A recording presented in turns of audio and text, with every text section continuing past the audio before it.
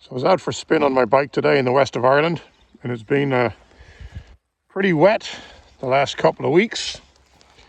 I was riding past this field, flooded field, and I had to do a double take to come back and see if I saw what I thought I saw.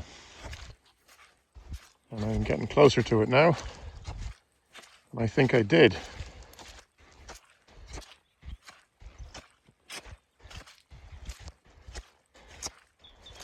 Looks like somebody pulled the plug out of this field.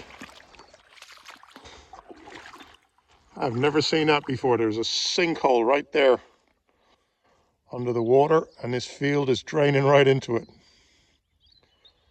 That's pretty wild.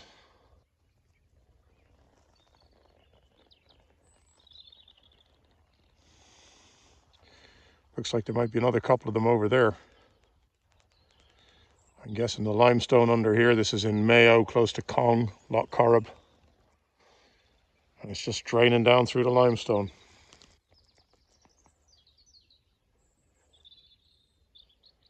That's pretty wild.